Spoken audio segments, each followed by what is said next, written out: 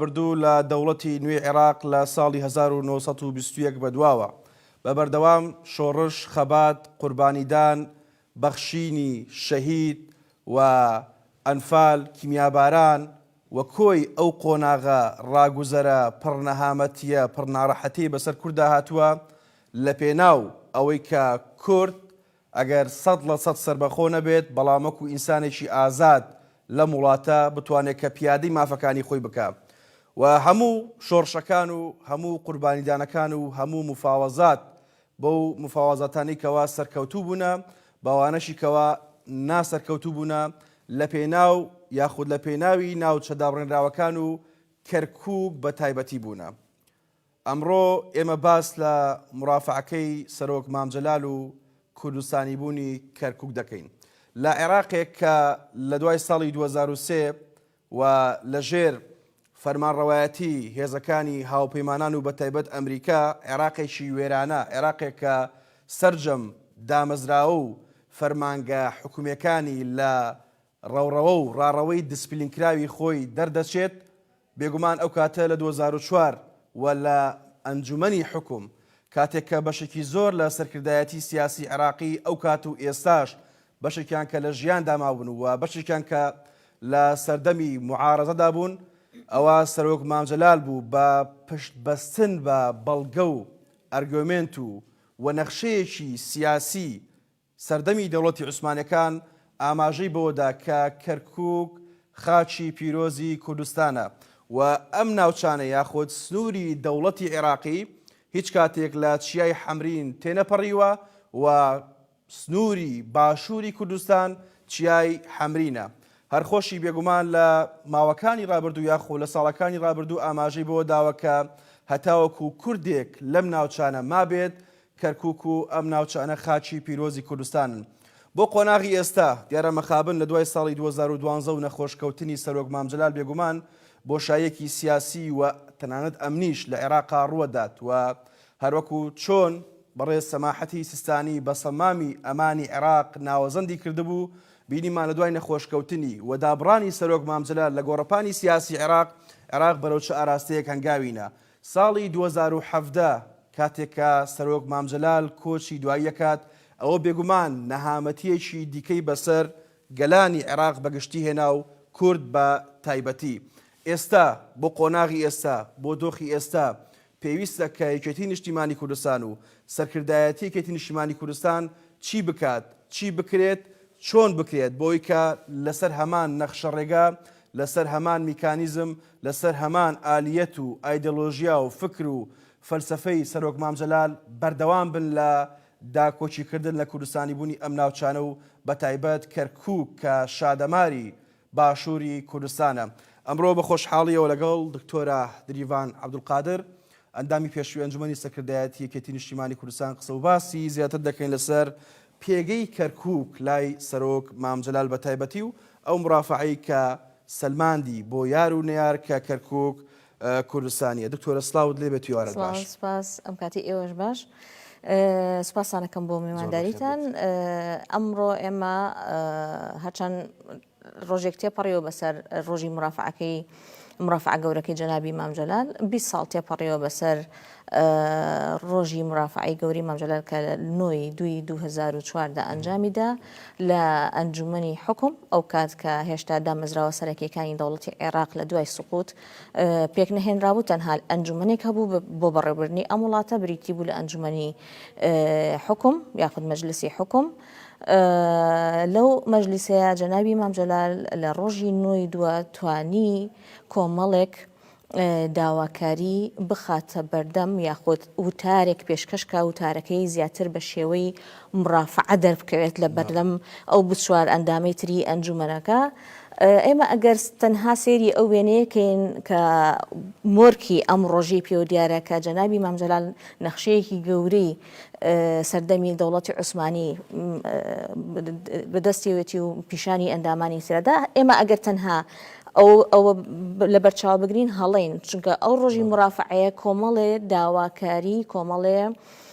بەڵگەی خستە ڕوو زۆر لەوە گەورەتر بوو کە تەنها نەخشەیەک بێ پیشانی ئەو خەڵکی بدا. جەنابی مام جەلال توانی لەو مرافعەیە چەند داواکاریەک بخاتە ڕوو یەکێ لەوانە دانان بە فیدرالیەتی کوردستان وەکو هەرێمێکی سربەخۆ و هەرێمێکی خاوەن دەسەڵاتی خۆی لە سنووری عێراقی فیدراڵە. و هەروەها بە گەڕانەوەی کەرکووک بۆ بارودۆخی پێشتر پێش پرۆسەسەکانی پاکتاوی ڕێگەزی لە ناوچەی کەرکووک و ناوچەکانی با بڵێن ناوچە دابڕێنراوەکانی هەرێمی کوردستان. و هەروەها جەختی لە ئاشتی و پێکەوە ژیان کردوێتەوە لە عێراق بەگشتی و لە کەرکووک بە تایبەت مام جەلال وەصفی کەرکووکی کردووە بە عێراقێکی مستەقەر یاخود عێراقێکی بچووک کراوە. عێراق پێک هاتووە لە چەندین پێکهاتەی جیاجیا لە ڕووی ئاینی نەتەوەیی و زمان و چەندین جیاوازی ترەوە. کەرکووک هەمان ئەو پێکهاتەی عێراق ئەتوانین لە هەموو ڕۆکان و ئەو جیاوازی و پێکهاتەیە لە کەرکووکە هەیە. بۆیە جەنابی مام جەلال کەرکووکی بە عێراقێکی مستەقەردانەوە. ئەو پێکەوە ژیانی کە لە کەرکووک ئەگە بچەسبێ ئەتوانێت ڕنگدانەوەی هەبێ بۆ سەرجەم ناوچەکانی تری عێراق و هەموو پێکهاتەکان بە کورد و عەرەب و تورکمانەوە بە شیعە و بە سونەوە بە هەموویانەوە بتوان بێکەوە بە ئاشتیانە بژێن و بارودۆخی بەڵام ئەوەی کە زیاتر تأکیدی لێ کردوێتەوە لەم مرافعەیە ئەوەیە کە بارودۆخی کەرکووک بگەڕێتەوە بۆ پێش ئەو سەردەمی کە پاکتاوی ڕێگەزی تیادا ئەنجام درراوە. لێرە ئەم بەڵێ ئەم ڕاستە ینی پاکتاوی ڕێگەزی تەنها ئەوە نەبووە ئەوەی نەتەوەی کورد بێ ڕاگوێزرابێتەوە بۆ شارێکی تر و یاخود عەرەب هێنرابێ بۆ کەرکووک، بەڵکو هەندێک قەزا و ناحیە هەبوون کە دانیشتوانەکەی زۆربەیان کورد بوون دابڕاون لە کەرکووک خراونتە سەر پارێزگاکانی تری کوردستان، بەڵام بە پێچوانەوە بۆ نمونە شوێنی وەکو ڕیاض و حەیجە ئەوانە لکێنراون بە کەرکووکەوە کە زۆرینەی عەرەبن بۆ ئەوەی جیاوازیەکی یاخود گۆڕانکاریەکی ڕیشەیی دیموگرافی لە پارێزگای کەرکووک ئەنجام بدرێت و زۆرینەی ئەم ناوچێ بکرێت بە عەرەب. طبعا ئەم پاکتاوی ڕێگەزیە تەنها کوردی نەگردوێتەوە لەو سەردەمەیە، بەڵکو جەنابی مام جەلال لە کاتی مرافعەکەیە تەکیدی لێ کردوێتەوە نەتەوەی تورکمانیش پاکتاوی ڕێگەزی گردوێتەوە و پێویستە ئەوانیش بە هەمان شێوە بارودۆخیان ئاسایی بکرێتەوە وەکو پێشووتر. و لە پێناو ئەم بەڵگانی کە ئەم داواکارێنی کە داوای کردو چەندین بەڵگەی خستوەتە ڕوو تەنها نەخشەیەک نەبووە. مەسان بۆ نمونە یەکێک لە بەڵگەکان بڕیارێکی ئەنجومەنی گەلان یاخود عوزبەت الئومەم کۆمەڵی گەلان عوزبەت الئومەم لە بڕیارێکە تەکید لەسەر ئەوە کاتەوە کە سنووری هەرێمی کوردستان حەمرینە یاخود باشووری کوردستان حەمرینە و سنووری عێراق حەمرین تێناپەڕێن، یعنی حەدی فاصلی بینی ناوچە کوردستانیەکان و ناوچەکانی عەرەب زنجیرەچێی حەمرینە. ئەمە یەکێک لە بڕیارەکانی ئەنجومەنی یاخود عوزبەت الئومەم. یەکێکی تر لە بەڵگەکان ئەو نەخشەیە کە هەمومان لە وێنەکانە بینیمانە نەخشەیەکی گەوری سەردەمی دەوڵەتی عوسمانیە. ئەم دەوڵەتە هیچ کات دۆست و لایەنگری کورد نەبووە، هەتاکو بڵێن خاتری کوردی گرتی بێت و لە بەرژەوەندی کورد قسەی کرد بێ. ئەم نەخشەیە بۆ خۆی گەورەترین بەڵگەیەکە دەوڵەتێک کە دژی کورد بووە لە هەموو سەردەمەکانە دانی بەوە ناوە کە کەرکووک بەشێکە لە کوردستان، کەرکووک کوردستانیە. هەروەها بڕیارێکی تری عوزبەت الئومەم هەیە کە ئەڵێت ئەم ناوچانە نەسەر بە ئەنادۆڵن نەسەر بە عێراقن ئەبێ بەڕێوەبردنێکی تایبەتی خۆیان هەبێ و بەڕێوەبەرەکانی کورد بن و زمانی ڕسمی لەم ناوچەیە بێ زمانی کوردی بێ. ئەمە لەلایەن نوێنەری بەریتانیا لە عوزبەت الئومەم ئەم ئەینە بڕیارە چەسپاوە. بەڵام لەگەڵ ئەوەشە بەڵگەیەکی تر ئەوەیە کە لە کتێبی قاموس الإعلام ئاماژە بووە کە 3 بەشی پێکهاتەی کەرکووک نەتەوەی کوردن. ئەمانە هەمووی بەڵگەن. بەڵێ ئەم بەڵگانەی هەمووی خستوەتە ڕوو، بەڵام لە درێژەی قسەکانی ئاماژەی بەچی کردووە کە هەر ئەو نوێنەری بەریتانیا کە لە عوزبەتی ئومەم بووە دواتر وردە دەستی کردو بە سیاسەتێکی جیاواز هەوڵی داوە مۆرکی کوردبوون لە کەرکووک بسڕێتەوە. ئەمەشی بە پێشێلکاریەکی تەواو لە قەڵەمداوە کە بەریتانیا ئەنجامی داوە لەسەر ئەو بەڵێنانەی کە داوێتی لە کاتی عوزبەتی ئومە کە نەخشەی کوردستان سەر لە نوێدا ڕێژراوەتەوە. ئەم پاکتاوی ڕێگەزیە لەو سەردەمەوە دەست پێ ئەکا، بەڵام کەی جێبەجێکرێ بە شێوەیەکی سەرەکی یاخود بە فعلی جێبەجێکرێت لە سەردەمی حکمی سەدام حوسێنە. پاکتاوی ڕێگەزی دەست پێ ئەکات و جێبەجێ ئەکرێت و خۆمان هەمومان ئەبینین چی گۆڕانکاریەک لەم ناوچەیە و لە کەرکووک دروست کراوە بۆیە جەنابی مام جەلال بەم ڕافعەیە و بەو داواکاریانەوە بۆ بەڵگانەی کە خستی ڕوو توانی خلاصەی ئەو خەبات و تێکۆشانی کورد لە ئەنفال و لە شەهیدان و لە کمیاباران و لە خەباتی چەکداری و سیاسی و هەموو خەباتەکان بکاتە خلاصەیەک و لەم ڕافعەیە بیچەسپێنێ و بەرهەمەکی ئەوە بێ ئەم داواکاریانەی لە مادەی 58 قانونی ئیداری دەوڵەتی عێراق قانونی ئیداری دەوڵە المەرحلە الانتقالیە بچەسپێنێ و دواتر لە دەستوری هەمیشەی عێراق بە هەمان شێوە چەسپا بە مادەی لە ساڵی 2005 بە مادەی 140. بەڵێ دکتۆرە هەموو ناوچە کورسانەکان بێگومانە چۆن مام خۆی ئاماژەی پێداوە تا ڕادەیەک لە دیداری تەمەنیشانی بەشێک لە ڕاستیەکانی ئاشکرا کردووە هەمووی گرنگن لە لای بەڵام کەرکووک پێگەیەکی تایبەتی هەیە ئەنی بۆچی کەرکووک لای سەرۆک مام جەلال بێگومان تۆ خۆت لە نزیکەوە بینیوتە و لەگەڵ یا گفتوگۆت کردووە و بێگومان ینی لە هاوڕێکانی و هەڤاڵەکانی لە نزیکەوە کۆمەڵێ زانیاری و معلوماتت بیستووە بۆچی کەرکووک بە تایبەتی ینی هەر لە سەرەتای شۆڕشی نوێی گەلەکەمان لە 76 بە دواوە تاوەکو ڕاپەڕین و دوای ڕاپەڕین بۆ 2023 و لە 2023 لە ڕێگەی دیبلۆماسیەت و حکمت و عقلێتی خۆیەوە ینی کاری بۆ کەرکووک کردووە کەرکووک چیەگەینە لای پێگەی کەرکووک یاخود پێگەی ئەم شارە لای مام جەلال چیەگەێنێت من بۆ خۆم ئەو کاتی کە لە مەڵبەندی کەرکووک جێگیری مەڵبەندی کەرکووک بوو زۆر لە نزیکەوە زۆربەی جار جەنابی مام جەلالم بینیوە و جاری وا بۆ بە هەفتە لای ماوینەتەوە لە بەغدا و چەندین کۆبنەوەمان کردو و مناقەشەی وەزعی کەرکووک کراوە زۆر جار مام جەلال لە کۆبنەوەکان کوچی کۆبنەوەی گشتی بێ خۆ تایبەت بێت ئاماژەی بۆ کردو کە ئەو خۆی بە کەرکووکی ئەزانێ کەرکووک بەشێکە لە مام جەلال و مام جەلال بەشێکە لە کەرکووک بە هەمان شێوە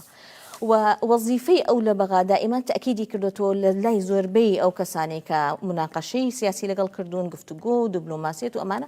ئاماژەی بۆ کردو ئەو لە پێناو کەرکووک لە بەغایە مام جەلال لە پێناو کەرکووک و تەطبیعکردنی کەرکووک لە بەغایە ڕاستە ئامانجێکی گەورەی هەیە بەڵام ئامانجە تایبەتەکەی ئەوە بووە کە کەرکووک بتوانێت جارێکی تر ئاسایی بکرێتەوە بگەڕێتەوە سەر زێدی باو باپیرانی خۆی بگەڕێتەوە سەر هەرێمی کوردستان و مەکانێتێکی تایبەتی هەبوو لای مام جەلال و زۆربەی ئەو گفتوگە ئەو سیاسەتانی کە ئەنجامی داوە لە فترەی دەسەڵاتی خۆیاچی لە ئەنجومەنی حکوم بێچی لە سەرۆک کۆماری بێ هەموو ئەو دانوستانانی کە کردوێتی بەشی زۆری لە پێناو کەرکووک بووە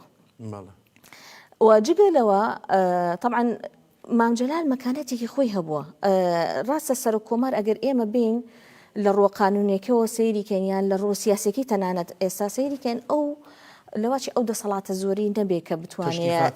دەورێکی ئەو تۆ ببینێ لە عملی سیاسی لە عێراق بەڵام مام جەلال شخصیەتی خۆی وای کردبوو بەڵێ کاریزمایەک بوو کە ئەیتوانی هەموو لایەنە جیاجیاکان و هەموو بیرکردنەوە جیاوازەکان کۆ بکاتەوە هەر بۆیە ئەگەر بیرمان بێ گەورەترین شخصیت لە عێراق و لە شیعەیە کە بەڕێز سەماحەتی ئایەت الله عوزما سیستانی وەصفی مام جەلالەکە بە سەمام الئەمان بۆ ناوچەکە مام جەلال کە ئەڵێ سەمام الئەمانە یعنی لەو سەردەمێکە کە گۆڕانکاری ڕیشەیی لە عێراقا ڕوویداوە لە دەسەڵاتی دیکتاتۆریەکی سرفی منهجی تۆتالیتاریزمیەوە بووە بە دەسەڵاتێکی دیموکراسی یعنی ڕێک پێچوانەی یەکن مام جەلال بتوانێت ئەو هەموو گۆڕانکاریە ڕیشیانە بە تەوازنی تەعاملی لەگەڵا بکە ئەو هەموو پێکهاتە جیاوازانەی کە هەیە لە عێراق لە ڕووی ئاینی لە ڕووی فکری لە ڕووی نەتەوەی و لە ڕووی زمان و لە هەموو ڕۆکانەوە بتوانێت هەمووی کۆکاتەوە بە فعلی توانی بووی هەمووی کۆکاتەوە ئەیتوانی لە هەچ کاتێکا کە گفتوگۆ و کۆبوونەوەی لەگەڵ هەر لایەنەکە ئەکرد هیچی بێبەرهەم نەبوو کە ئەڵێن بێبەرهەم نەبوو یاخود بێ دەستکەوت نەبوو مەبەستەکەەوە نەبوو دەستکەوتی شخصی یاخود حزبی و لایەن بەڵکو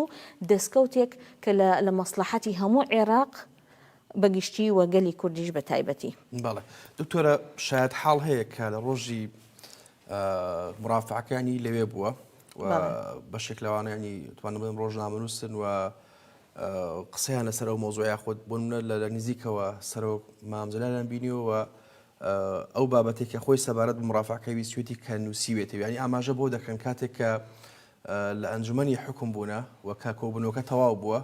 هیچێک لەوانە دکتۆر محمود عوسمان کە لێ بوو کە دەرچووە و توێتی کە مامجلال بۆ نمونە گۆمەکەی شڵەقاند ینی بۆ نمونە تۆپەکە تەقی و هەرای نایەوە لە ئەنجومەنی حکم کەواتە بە تایبەت ئێمەزانی کە لە عێراقی دوای 2023 بەشێک لە پێکهاتەکان و ئەو عەقڵیەتانی کە سەر بۆ نمونە ڕژێمی پێشوو بوون وەکو زەمین لەرزەیەک وابوو بۆ ئەوان کاتێک کە دەسەڵات گۆڕاوە لە عێراق و لە هەمان کات لە ئەنجومەنی حکم بوون ینی ئەم بۆمبە یاخود ئەم جورئەتە ئەمە تا چەند گرنگ بوو بۆ ینی دکتۆرە ئێمە ئەم ڕۆژی مرافعەکە بە ڕۆژێکی ئاسایی سێری نەکەین یاخود با بڵێن ڕۆژێکی زۆر گەورەیە لە مێژووی کورد و عێراقیش بێگومان ئەمە مێژووە تاریخە تۆ بەرامبەر یار و نەیار لە دەوڵەتێکی نوێ لە کاتێکا تۆ لەگەڵ دەسەڵاتێکی فاشیزمی ڕەگەزپەرستی ناسیۆنالیزم ماوەی چەندین ساڵە شەهید تەکە قەتڵ و عام تەکە کیمیابەران تەکە تۆ بێ بەرامبەر یار و نەیار بڵێ کە کەرکووک و ئەم شارانە کوردستانین ئەمە تا چەند زەمین لەرزەیەکی سیاسی بوو بۆ عێراق و بۆ ئایندەی عێراق ئەوەی کە مامجلال کردی وەکو پێشتر ئاماژەم پێکرد شتێکی زۆر گەورە بوو ینی لە وەکو عەرەبی لەم یەکن في الحزبان کەس تەسەوری ئەوەی ناکە کە ڕۆژێک کوردێک بتوانێت لە ناو بەغدا و بەرامبەر هەموو ئەو عەقڵیەتە شۆڤینیانی کە هەیە سەدامێک ڕوخات چەندین سەدامی تر هاتە پێشەوە بوون بە دەسەڵاتدار لەناو ئەو هەموو عەقڵە شۆڤینیە بتوانێت بەو شێوەیە بە زمانێکی پارا و بە نطقێکی جیاواز کە بتوانێت دیفاع لە کوردستانیەتی کەرکوو بکە کە هەموو ئەو دەسەڵاتانەی کە لە عێراق هەبووە هەموو یەک لە دوای یەک دژایەتی ئەو فکرەیە بوون دژایەتی کوردستانی بوونی کەرکووک بوون و چەندین محاولاتی ئیقلیمی و نێودەوڵەتی ئەوانە هەبووە کە دژی ئەم بابەتەوە وەک باسم کرد ئەدمەز یەکێک بۆ لەوانەی کە سیاسەتی پاکتاوی دەست پێ کردووە کە مۆکی کوردبوونی لە کەرکووک هین کردووە سڕیوەتەوە یعنی لە مێژوویەکی کۆنی هەیە ئەم بابەتە ئەگەڕێتەوە بۆ ساڵی 1925 مامجلال ئەوەی کە کردێتی ینی قەفزەیەکی زۆر گەورەیە کە کەم کەس یاخود ئەتوانم بڵێم کەسی تر ناتوانێت بیکە بۆ حەزەکەم ئەو قسانی کە کردت ئێستا بەراوردی پێین بە حاڵ حازری ئێستاکە مامجلال بە تەنها خۆی توانی مرافعێکی گەوری ئەوها ئەنجامدا ئەوە دەرەنجامی هەبێت لە دەستورا بیچەسپێنێ داواکاریەکانی بەڵام ئێستا بۆ موچەی مانگێک ئەبێ سێ جاوەفدی هەرێم بڕوا بۆ بەغاو بێتەوە بەدەسی بەتاڵەوە تو ئەگەر بەراوردی ئەو واقعی ئەو کات بکەی لەگەڵ ئەم واقعی ئێستایە تۆ سێکە ینی بەڕاستی گوناحە کەسێک وەکو مامجلال ئەو هەوڵ و هیمەتانی کە داوێتی لە بەغا ئەو هەموو دەستکەوتانەی هەبووە توانیوێتی لە دەستورەوە بیچەسپێنێ ئێمە ئێستا ئەوها دیفاع لەو دەستکەوتانە بکەین بژانەوەی کوردستانیش لە سەردەم و قۆناغی مامجلال بەڵێ هەموو ئەو گۆڕانکاریە باشانی کە ڕوویداوە لە مێژووی کوردستانە لە سەردەمی سەرۆکۆماری جەنابی مامجلالە بووە ئێمە پێویستە وەکو کورد بەعام من وەکو یەکێتی ناڵێم وەکو هەرێمی کوردستان و دەسەڵاتداری هەرێم پێویستە شانازی بەو دەستکەوتانی مامجلالەوە بکەین و لەسەری بەردەوام بین نەک ئێمە بچین بۆ موچەیەک بپارڕینەوە لە بەغا سێ وەفد و چوار وەفد بڕوا دوایی بەدەستی بەتاڵبینەوە بەڵێ کەواتە دکتۆر ینی مادەم بەراوردی واقعی ئێستامان کرد بە ڕابردوو پرسی کەرکووک و ئەم ناوچانە لە دەستورە جێگەی بۆ کراوەتەوە کە بریتێ لە مادەی 140 هەرچەنە ڕێگری زۆری بۆ دروست کراوە بەدواوای تر هەندێک عەقڵیەتی ئەتوانم بڵێم دژ بە کورد یاخود دژە کورد ئەنتی کورد دیانوت کە ئەم مادەیە مردووە کۆتایی پیاتوە ئەوەی کەمە بەسمە ینی تاوەکو ئێستاکە ئەوە لە 2004 بۆ ئێستاکە 20 ساڵە و 2023 بێگومان کاتێک کە عێراق ئازاد بووە با 2005 حسابکەین ئێمە لە کاتێک کە دەستوری عێراق نووسراوەتەوە بۆ فعلی و کاتە ئەنجومەنی پارێزگای شارەکانیش ینی دروستە بێت ئەوەی کە کەم تەرخەمە بۆ نمونە پێت وایە حکوومەتی هەرێمی کوردستان بە کۆی کابینەکانەوە کەم تەرخەم بوون لە هەمبەر ئەوەی کە ئەم مادەیە جێبەجێ بکرێ بۆ ئەوەی کە چارەنووسی ئەم ناوچانە یەکلایی بێتەوە یاخود لە هەمان کاتدا عەقڵیەتی سیاسی لە بەغدا هۆکارە بۆی کە چارەنووسی ئەم ناوچانە یەکلایی نەبێتەوە ئەگە حکوومەتی هەرێم کەم تەرخەمە ینی کەواتە ئەم ناوچانە چی لای حکوومەتی هەرێمەگەینێ ئەگە بەغدا دژ بەوەیە کە چارەنووسی ئەم ناوچانە یەکلایی بێتەوە کەواتە لەم حاڵەتەی هەردوو لە پارادۆکسێکە هەردوو لە تاوانبارن ینی قوربانی سەرەکی خەڵکی ئەم ناوچانواتە خەڵکی ئەم ناوچانە بێسەرۆک مامجلالیان بەڕاستی پێوە دیارە ینی چی هۆکار بۆ لە ماوەی ئەوەنە ساڵەیە 20 ساڵە تاوەکو ئێستاکە یەکلایی نەبێتەوە بەڵێ کاک فارس ئێمە ئەگەر هەموو گوناحەکە بخەینە ئەستۆی حکوومەتی هەرێمی کوردستان لەواچێ بێ ئینسافیەک هەبێ لە قسەکانمانە بەڵام ئەتوانین بڵین کۆمەڵێک فاکتەر هەن کۆمەڵێ هۆکار هەن کە نەتوانراوە وەزعی کەرکووک بە تەواوەتی تەطبیق بکرێتەوە و بگەڕێتەوە سەر هەرێمی کوردستان ئەو فاکتەرانە هەندێکی ناخۆین پەیوەندی بە ناخۆی خۆمانەوەیەک و دەسەڵاتی کوردی لە کوردستانە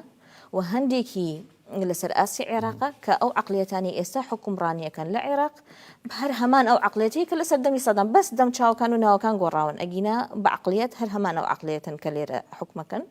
و جگە لە ئاسی عێراق لەسەر ئاسی ئەقلیمیش ئەوانی کە ئێستا لە کەرکووک ڕۆئەدا و ئەگوزارێت هەمووی تەئسیراتی سیاسەتی ئیقلیمیە ئیزافەتەن بۆ سیاسەتی نێودەوڵەتی وڵاتە جلهێزەکان هیچ کات لە مەسلحەتی وڵاتە ئەقلیمیەکان نەبووە کە کەرکووک ئاسایی بکرێتەوە و بگەڕێتەوە سەر هەرێمی کوردستان و بە هەمان شێوە نەتەوەی عەرەب لە عێراقا ئەو حیزبولایەنانەی تر تەنانەت تورکمان ئێستا نەتەوەی تورکمان خۆیان بە بەشێک لە تورکیا ئەزانن هیچ کات لەگەڵ ئەوە نین کە ماڵعلم سێرکە مام جەلال لە مرافعەکەی ئەڵێت کورد و تورکمان بەیەکەوە ڕوبەڕووی پاکتاوی ڕەگەزی بوونەتەوە پێویستە وەزعیان ئاسایی بکرێتەوە بگەڕێتەوە بۆ پێش پاکتاوی ڕەگەزی بەڵام ئەوان ئێستاکە چۆن بیرەکەنەوە ئەوان ئەڵێن ئێمە بەشێکین لە تورکیا هەرگیز قبوڵ ناکەینە کەرکووک ببێتە بەشێک لە هەرێمی کوردستان ئەمە بەکوونەتەوەی تورکمان وەکوونەتەوەی عەرەب ئەوە ئەبینین ئێمە لە بەڵا تۆ ڕەنگە عقلێتی سیاسی ئەوان لەوانەیە کوشەقام و کۆمەلگا لە ڕووی کۆمەڵایەتی و ڕەنگە هەموو پێکاتەکان یاخود بن هەموو نەخۆ ئەمەی کە ئێڵێن عام نییە هەموو کەسێ هەمووی وەکو یەک نسبەیە ینی بەڵام خۆ ئەوەی کە دەورە بینێ مەرج نییە خەڵکە سادەکە بێ چێ ئەو وڵاتە بابڕێەوە یاخۆش چێ عیلاقاتەکانە ئەوانی کە لە سیاسیەکان لە دەسەڵاتان بەڵام لە ناوخۆی خۆشمانەوەکو کورد ئێمە ئەو سەردەمەی کە ئەو دەستکەوتانە هەبوو دەستور نووسرایەوە کورتوانی دەستکەوتی باشی هەبێت لە دەستورە یەکڕیز بووین تا ڕادەیە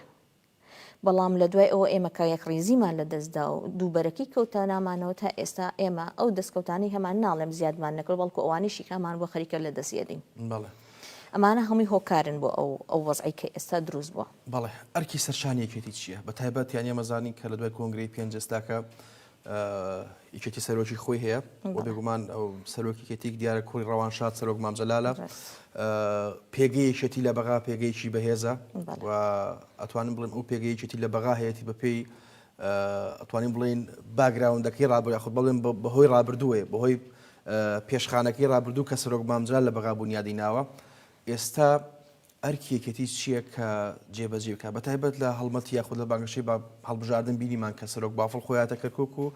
ینی ئاماژەی بۆدا کە پشتیوانتانین پاڵپشتانین هەرگیز کەرکووک بەجێ ناهێڵین بەردەوام لەگەڵ خەڵکی کەرکووک داین کەواتە ئەرکیەکێتی نیشتیمانی کوردستان سەرکردایەتیەکێتی چیە و چۆن لە پێشەکەی ئاماژەم پێدا لە هەمبەر کەرکووک و ئەم ناوچانە بۆی کە لەگەڵ بەغدا بتواندرێت ینی بۆ ساڵانی ئایندە ئەگەر 100% کێشەی ئەم ناوچانەیەک لای نەبێتەوە بەڵام وەکەوترێ وردە بەحکمەوەی کە لەمپەڕەکان زۆرن ئاستەنگ زۆرن و زەختی ناوخۆیی و ئەقلیمی زۆرن لەسەر ئەم ناوچانە چی بکرێ باشە بۆی کەیچێتی هەمان نەهج هەمان سیاست هەمان فکر هەمان نەخشەڕێگای سەرۆک مام جەلال پیادە بکات تاوەکو ئەم ناوچانە و خەڵکی ئەم ناوچانە بەڕاستی بە ئاسوودەیی بژین ئەگەر ئێمە بڵین بمانەیە بەردەوام بین لەسەر هەمان نەهج و ڕێبازی جەنابی مام جەلال معنای ئەوە نییە ئەوەی کە ئەو لەو سات و کاتەیە مام جەلال چۆنی بیری کردوێتەوە ئێمە بە هەمان ئەو بیکردنەوە چونکە ئێستا زروف و زەمانێکی جیاوازە قۆناغێکی ترە ئەو کاتە قۆناغێکی کەو ئێمە هەموو ئەوانەی کە کادر بووین لەناو ئەم حیزبە من پێم باشە ئەم وەزعی ئێستایی یەکێتی ئەم ئاستی کە پێیگەیشتووە ئەم گۆڕانکاری کە لە یەکێتیە ڕووی داوە دیراسە بکرێت خوێندنەوەی بۆ بکرێت و لە ڕووی زانستی و ئەکادیمیەوە دیراسە بکرێت و بخرێتە بەرچاوی یاخود چەندین کۆڕ و کۆبنەوە سیمیناراتی لەسەر بکرێت ئەندامانی خۆی پێش جەماوەرەکەی ئاشنا بکە بۆ گۆڕانکاریانی کە لە ناو یەکێتی نیشتیمانی کوردستانە ڕوویداوە بۆ ئێمە هەمومان کە کادری ئەم حیزبین و چەندین ساڵە کارمانەدا لەوەتەی هێن خۆم و هەواڵەکانم دائیمەن وتومانە پێویستە یەکێتی گۆڕانکاری لە خۆیان بکە سیرکە هەموو دەسەڵاتێک نەکێکێتی هەر دەسەڵاتێک بۆ ماوەیەک ئەتوانێت بەردەوام بێت کاری سیاسی بکە ئەگەر گۆڕانکاری لەگەڵ لە خۆیان ئەنجام نەدا و لەگەڵ بارودۆخەکەیان خۆی نەگونجێنێ بارودۆخەکە و خەڵکەکە ئەیگۆڕن کۆتایی لێ وڵات دروشمی کۆنگرا نوێگەری لە کاردا بەڵێ. دەنجی لە بڕیاردا ینی بۆ ئێستا کۆمەڵێ ئەم گۆڕانکاری کۆدەنجی و ئەم نوێگەرە تا چەند پێویستە؟ کۆمەڵێ گۆڕانکاری لە یەکێتی کراوە قەفزەی گەورە و نوعین لە یەکێتیە کراوە تا ئێستا لەوەچی هەندێ تەنانەت لە کادرەکانی خۆشی لی تێنەگەیشت بن بۆیە پێویستی بە دراسەکردنا پێویستی بە سیمیناراتە پێویستی بە تەوزیحی زیاترە بۆ ئەوەی هەر یەک لەو کادرانی کە لە ناو یەکێتیان ئێستا دەوریان هەیە یاخود دەوریان لە دەستداوە لەو واقعەتێ بگەن و دیفاعی لێ بکەن بۆ هەر قۆناغە و کەسایەتی خۆی ئەوێت عەقڵیەتی خۆی ئەوێت ئێستا کۆمەڵی گۆڕانکاری لە ناو یەکێتی ڕوویداوە کۆمەڵی خەڵکی گەنج دەموچاوی تازە عەقڵیەتی تازە هاتوونەتە پێشەوە ناکرێ مەسەڵەن بۆ نمونە تۆ من و تۆ کادرین لە شوێنێکە لەم بارودۆخەیە عەقڵیەتی تۆ لەگەڵ ئەم دۆخەیە بگونجێ و من کادرێکم عەقڵیەتم لەگەڵ ڕابردووە بگونجێت پێم ناخۆش بێت تۆ بێتە پێشەوە من دەورم کەمتر بێتەوە بەڵام کە من دەورم کەمترە بێت معنای ئەوە نییە من پەراوێز خراوم ئەکرێ هەمومان بە هاوبەشی بەیەکەوە دیفاع لەم گۆڕانکاریە یەکێتی بکەین و پشتیوانی بکەین چی ئەوەی کە دەوری ئەساسی هەیە ئێستا چی ئەوانەیشی کە ئەگەر دەورێکی ئەو تویان نەبێ بەڵام ئەتوانن پشتیوانی لەم گۆڕانکاریە ئەم گۆڕانکاریانە بەڵێ ئەم گۆڕانکاریانە هەمووی بە بەرچاو بینراوە سەر چی کراوە بۆ کەرکووک خۆت ئێستا بەشێکی ئاماژەت پێکرد عیلاقاتی یەکێتی و لایەنە سیاسیەکانی بەقا زۆر باشە ئەتوانین بڵین گەڕاوەوە بۆ ئەو سەردەمی کە لە سەردەمی مام جەلال عیلاقاتی چۆن بووە وەکو ئەو سەردەمی لێ هاتوۆتەوە و لە کەرکووکە ئێمە بینیمان ئەم گۆڕانکاری کە لە ناو یەکێتی ڕوویداوە گۆڕانکاری لە جەماوەرەکەی و لە دەنگدەرەکانی دروست کرد تەنها حزب بووە کە ڕێژەی دەنگەکانی زیادی کردووە لەم ناوچەیە ئەمە بۆ خۆی دەرەنجامە دیارە چی کراوە بۆ کەرکووک گۆڕانکاری کراوە ئیش کراوە بۆ ئەوەی کە هەر بۆیە بینین ئەو گۆڕانکاریانە لە کەرکووک ڕوویداوە خەڵک زیاتر متمانەی بە یەکێتی بۆ دەنگی پێداوە و ئەکرێ ئەم سیاسەتە بەردەوامی هەبێت بەڵام بە شێوەیەکی حەکیمانە خەڵک لی تێبگە ئەندامان و لایەنگرانی یەکێتی باشتر بە چاوڕوونیان بدرێتێ کە یەکێتی گۆڕانکاری کردووە لە خۆیە ئەو گۆڕانکاریانە ئەبێ خەڵکی نەک خەڵکی سادە بەڵکو کادرەکانی خۆی پێش خەڵکی تر تێبگەێنێ بەڵێ